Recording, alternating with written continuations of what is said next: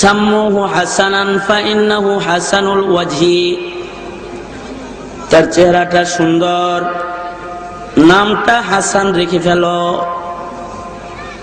বসরায় থাকে, এবার হাসান বসরি। এরকম একজন বুজুর্গ ছিলেন যার চোখে এত পাওয়ার ছিল যে জমিনে বৈশা আরশে আজিম দেখত। সুবহানাল্লাহ। কানে এরকম পাওয়ার ছিল, আল্লাহরে ডাকলে আল্লাহ ডাকের উত্তর দিত, এটাও শুনত। সুবহানাল্লাহ। হাতের মধ্যে এমন পাওয়ার ছিল যে লেখা কাউকে জান্নাতের সনদ দিয়ে দিত, না জান্নাতের সার্টিফিকেট দিয়ে দিত। আপনারা মনে মনে ভাবতে পারেন এত পাওয়ার আবার কেমনে হয়? হয় তো, সবার চোখ এক, সবার হাত এক, সবার পা এক। যারা চোখ দিয়া খৌফু খাসিয়াতে খোদাবন্দি নিয়া কান্দা কান্দা গুনার পর্দা সরায় ফেলাইছে, চোখের পাওয়ার বাইরে গেছে, বসিরত এসে গেছে। এবার অমন চোখের পাওয়ার বেশি, চোখ দিয়ে জমিনে বৈশা আসমানের দিকে তাকাইলে আকাশের সব দরওয়াজা গুলা একটা একটা করে খুলে যায়, সব ডাইরেক্ট দেখা যায়। আপনি যে কাগজে লেখা জান্নাতের একটা সনদ আমাকে দিয়েছেন, এই কাগজের টুকরাটাও হাসান, নিজের হাতে আপনি আমার কাফনের কাপড়ের ভিতরে দিয়ে দিবেন। সবাই চলে আসবেন, কাগজটা আমার সাথী হবে, আখিরাতের সাথী, কাগজটা আমার আখিরের সাথী। সওয়াল জবাবের জন্য ফেরেশতা আসলে কাগজ শো করব, আমি জান্নাতি, অত প্রশ্ন উত্তরের দরকার নাই। এই কাগজটা মিজানের পালার সামনে দেখাবো, আল্লাহর বিচারের দিনে আমি দেখাবো, আল্লাহ দেখো হাসান বসরি কিন্তু আমাকে জান্নাতের সনদ দিয়েছে, ও মালিক দাও, তুমি আমারে মাফ করে দাও। হাসান বসরি গো, এই কাগজটা আপনার হাতের লেখায়, সনদটা হলো আমার জান্নাতে যাওয়ার রাস্তা, এটা দিয়া দেখা দেখা আমি জান্নাতে চলে যাব।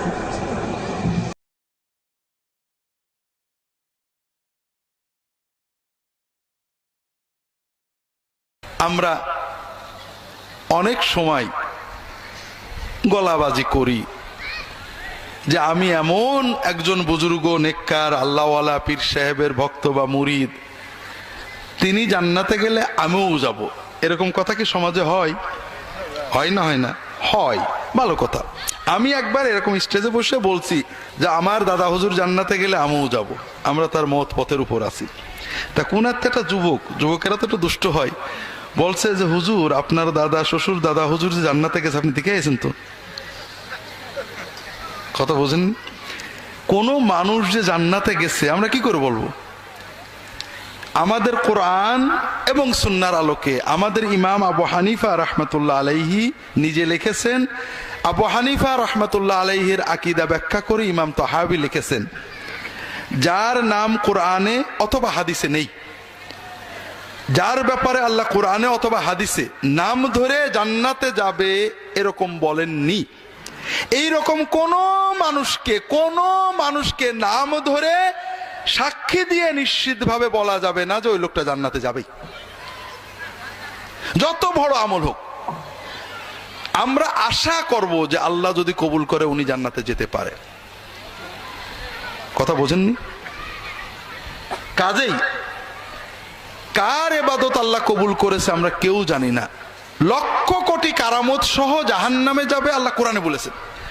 কোরআনে ওয়াতলু আলাইহিম নাবা আল্লাযী আতাইনাহু আয়াতিনা ফানসালাখা মিনহা ফাআতবাআশ শাইতানু ফাকানা মিনাল গাবিন। আল্লাহ নিজে বলছেন একজন আল্লাহর ওলিকে আল্লাহ নিজে কারামত আয়াত দিয়ে দিছিলেন, যা বলতো মুখ দিয়ে তাই হয়ে যেত, দোয়া কবুল হয়ে যেত, বৃষ্টি হতো, কারামত মজেজায় ভরা। আল্লাহর হুকুম অমান্য করার কারণে আল্লাহ টান মেরে সব ছিনিয়ে নিলেন, তাকে জাহান্নামের প্রতীক বানিয়ে দিলেন। কাজেই কে মরণ পর্যন্ত মাকবুল হয়ে মরেছে, কে জান্নাতে যাবে কেউ বলতে পারে না, গলাবাজি করলে হবে না। সহিহ বুখারীর হাদিস, আল্লাহ রসুল সাল্লাল্লাহু আলাইহি সাল্লামের দুধ ভাই ওসমান ইবনে মাযউন রাদিয়াল্লাহু তাআলা আনহু, আল্লাহর এত এত এত বড় বুজুর্গ নেককার মানুষ ছিলেন, জাহেলি যুগে যখন মদ খাওয়া হারাম ছিল না, তিনি কখনো মদ খাননি, কখনো মূর্তি পূজা করেননি। আল্লাহ রাসূল এত ভালোবাসতেন যে তার মৃত্যুর পরে তার লাশের মুখে চুমু খেয়ে চোখের পানিতে দাড়ি ভিজিয়ে ফেলেছেন, নীরব কান্নায় নিজে জানাজা পড়িয়েছেন, নিজে হাতে করে নিয়ে লাশ কবরে রেখেছেন।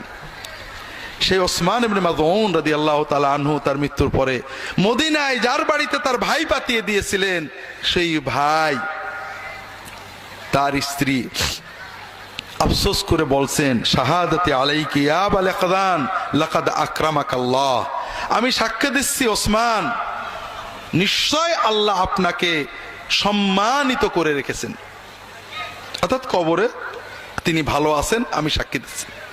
রাসূলুল্লাহ সাল্লাল্লাহু আলাইহি ওয়াসাল্লাম শুনে ফেলেছেন, শুনে বলছেন, ওমা ইদরিক, তুমি কি করে জানলে কবরে ওসমান ইবনে মাযউন ভালো আছে?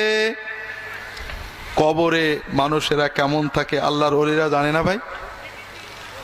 বলতে পারে না? পারে না? পারে না? অবশ্যই পারে।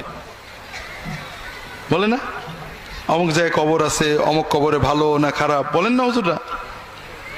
বলতে পারে না? পারে না? বলেন না। পারে, আমাদের হুজুররা পারেন অন্তত। কিন্তু মুহাম্মদ রাসূলুল্লাহ সাল্লাল্লাহু আলাইহি ওয়াসাল্লামের সাহাবী তিনি বলছেন, ওয়াল্লাহি ইয়া রাসূলুল্লাহ লা আদরি, ইয়া রাসূলুল্লাহ কবরে ওসমান কেমন আছেন আমি তো বলতে পারবো না, আমার তো কোনো ক্ষমতা নেই জানার, তবে আমার একটা বিশ্বাস যে এত বড় নেককার মানুষ ছিলেন, আল্লাহ যদি তাকে ভালো না রাখেন, সম্মানে রাখেন, তাহলে কাকে রাখবেন? কথা বোঝেননি? তাহলে আমাদের হুজুররা পারেন, আর নবীর সাহাবীরা, তাহলে বড় বুজুর্গ কারা? ঠিক না? তাহলে আমাদের হুজুররা বড় বুজুর্গ, অথবা আমরা নাউজুবিল্লাহ বড় ভণ্ড? কথা বলছেন। আসলে ভাই এগুলো সব ভণ্ডামিতে চলে গেছে। কাশফ কারোর কোনো ক্ষমতা নয়। হঠাৎ কেউ হয়তো একটা কাশফ অনুভব করতে পারেন, এটাও শরীয়তের দলিল না। উনি দেখেছেন একটা লোক কবরে খারাপ আছে, এটা উল্টো হতে পারে, শয়তান দেখাতে পারে। কাজেই কেউ কবরে কি আছে বলতে পারে না, আর কাশফ কারোর কোনো ক্ষমতা নয়। যেটা বলছিলাম, আল্লাহ রাসূল সাল্লাল্লাহু আলাইহি ওয়াসাল্লাম এবার কি বলছেন, ওয়াল্লাহি ওয়া ইন্নী লারাসূলুল্লাহি ওয়া ইন্নী লাআরজু লাহুল খাইর ওয়া লা আদরি মা ইফআলু বি ওয়া লা বিকুম। আল্লাহর কসম করে বলছি, আমি আল্লাহ রাসূল হয়ে বলছি, আমি আশা করি যে ওসমানকে আল্লাহ ভালো রাখবেন, ভালো করবেন, কিন্তু কিয়ামতে কার কি অবস্থা হবে আমি মুহাম্মদ, আমি রাসূল হয়েও বলতে পারবো না। কথা বোঝেননি? সবকিছু কার হাতে? আল্লাহর হাতে। তা যেটা বলছিলাম ভাইরা, আমরা অনেক গলাবাজি করি, তবে নিজের ভালো নিজে বোঝা দরকার। নিজে ভালো নিজে বোঝা দরকার না? কবরে গেলাম, কবরে যাওয়ার পরে জীবনে অনেক ভালো কাজ করেছি, নিয়ত আছে কবরে গেলে ফেরেশতারা ফুলের বিছানা বসিয়ে দেবে, কিন্তু যে দেখলাম দরমুশ নিয়ে বসে আছে। আমি বললাম না, আমি তো অনেক কাম করছি। ফেরেশতারা বললো, যা করেছো উল্টো হয়েছে, সব শিরক কুফর বেদাত হয়েছে, তোমার এখন দুর্মুষ। তোলে না, আমার হুজুর বলে দিছিল তুমি ডাকলে আমি শিওরে আসবো, এটা আমার হুজুরে ডেকে দাও, শিওরে আসবে। হুজুর আসলো না। তখন আপনি বললেন যে না, আমার কোনো দোষ নেই, আব্দুল্লাহ জাহাঙ্গীর এত বড় পীর সাহেবের জামাই, মদিনায় মক্কায় পড়া, আমি তার কথা মতো, আমার কোনো দোষ নেই, আমার তুমি ওর ধরোগে। তখন ফেরেশতা তো আপনাকে রেখে চলে যাবে নাকি? তখন আপনি বললেন ঠিক আছে, আমার ভুলই হয়েছে, শুধু শুনে ঠিক হয়নি, শোনার সাথে আসলে আল্লাহর কথা, নবীর কথা পড়া দরকার ছিল, কে ঠিক বলছে কে ভুল বলছে অন্তত বোঝা দরকার ছিল, এটা ভুল হয়েছে ভাই, এবারের মতো মাফ করে দেয়, এইবার দুনিয়ায় পাঠা দেয়, এবার যদি কোনো আবার ভুল করি আবার সাইজ করো, দুনিয়ায় তো আবার দিয়ে দেবে ফেরেশতারা। তো ভাইরা, একটাই জীবন, আল্লাহর কোরআন নবীর হাদিস যেটা বলছে এটাতে কারোর কোনো সন্দেহ নেই, আছে নাকি? আর হুজুররা এক একজন এক একটা বলছেন, একজন বলছে ভুল, একজন বলছে ঠিক, সন্দেহ আছে। তো জীবন একটাই, রিস্ক নেব কেন? কথা বোঝেন না? কেউ বলছে যে এই ব্যাংকে টাকা খাটা নিশ্চিত পাবি, কম হোক বেশি হোক, আর বলছে ওই যে কাজলের ওখানে দে অনেক পাবি, কেউ বলছে দিস নিয়ে মার যাবে। আপনি যদি সত্য বুদ্ধিমান হন কোথায় দেবেন? ব্যাংকে দেবেন। তো ভাইরা, আল্লাহর কোরআন যেটা বলছে, রাসূলুল্লাহ হাদিস যেটা বলছে, এটার ব্যাপারে কোনো সন্দেহ আছে নাকি? কাজেই আল্লাহর কোরআন নবীর হাদিস পড়বো, তবে মনে রাখতে হবে এটা পড়ে আমরা মুফতি হব না, আলেমদের কাছে যেতে হবে। তবে আপনি কোরআন হাদিস পড়লে কোন আলেম ভুল বলছে কোন আলেম ঠিক বলছে বোঝার ক্ষমতাটা আসবে। কথা কি বুঝতে পেরেছেন? এজন্য আমরা কোরআন পড়বো, কোরআনকে সামনে রাখবো। কোন পীর জান্নাতে যাবেন কে যাবেন না আমরা জানি না, কিন্তু কোরআন পীর যে জান্নাতে যাবে এবারে সন্দেহ আছে কারণ? আল্লাহ রাসূল সাক্ষ্য দিচ্ছেন যে কোরআনকে তুমি মুর্শিদ বানাও, কোরআনকে তোমার ইমাম বানাও, এই কোরআন তোমাকে জান্নাতে নেবেই। তো ভাইয়েরা, কোরআন পড়তে হবে। সবাই অল্প হলো বেশি হলো কোরআন পড়বেন, কোরআন বোঝার চেষ্টা করবেন, হাদিস পড়বেন, হাদিস বোঝার চেষ্টা করবেন। পাশাপাশি আলেমদের সহবতে যাবেন, আলেমদের মহব্বত করবেন, আলেমদের সমালোচনা করবেন না। কথা কি বুঝতে পেরেছেন? আমরা কোরআন পড়ি না, আগেই বলেছি, হাদিস পড়ি না, গতানুগতিকতায় চলি। যারা একটু পড়েন, পড়েই সমালোচনা শুরু করেন। আমি নিজে ভুক্তভোগী, যেহেতু আমার বই লোকে পড়ে, যেখানে যাই অনেকেই দেখা করেন শিক্ষিত মানুষ, হুজুর আলেমরা কিচ্ছু বোঝে না। তা আলেমরা বোঝে না আপনারা কি করে বুঝলেন? আমার বই পড়ে অমকের বই আমি সব বুঝলেন, আর আলেমরা সারা জীবন কোরআন পড়ে কিছু বুঝলেন না। আমার সাথে বিরোধিতা করে বলে আর আমরা কিছু বুঝলো না। না, আপনারা আলেমদের মহব্বত করবেন, সাথে যাবেন। আলেমরা যদি বোঝেন ভুল বলছে, আলেমদের আদবের সাথে বলবেন যে হুজুর আপনি যেটা বললেন এই হাদিসে মিলছে না, হুজুর আমাদের বুঝাই দেন ভালো করে। আলেমদের দেওয়ালে পিঠবা দিয়ে দেন, তাদের পড়তে বলেন, তাদের পড়ে বুঝাতে বলেন। তাদের আন্দাজ কথা মানবেন না, কিন্তু আলেমদের সমালোচনা করে লাভ নেই। কারণ আলেম আপনার দিনের জন্য জীবন কাটিয়েছেন, ভুল করতে পারেন, আপনি তার ভুল ধরে দেন, পিছনে সমালোচনা করা, রাত দিন আলেমদের বিরুদ্ধে বলা, এটার ভিতরে কোনো খায়ের নেই। কথা কি বুঝতে পেরেছেন? আল্লাহ তাআলা সবাইকে তৌফিক দান করুন, আমিন।